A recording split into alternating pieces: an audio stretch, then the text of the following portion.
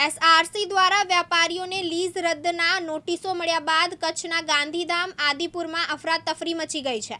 મોટાભાગે વેપારીઓના રોજગાર ધંધાઓ ઉપર આફત આવી ગઈ છે। ગાંધીધામ આદિપુર સંકુલમાં મોટાભાગે વ્યાપારને નુકસાન થાય એવી આફત મંડરાઈ રહી છે।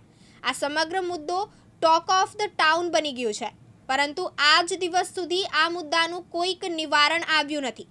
ત્યારે આજરોજ એસઆરસી ખાતે કચ્છના ગાંધીધામ આદિપુરના 61 લીઝ રદ્દની સમસ્યાથી પીડિત વેપારીઓ દ્વારા એસઆરસી ખાતે પોતાના ધંધા રોજગારમાં થયેલા મોટાભાગના નુકસાન માટેની રજૂઆત કરી હતી।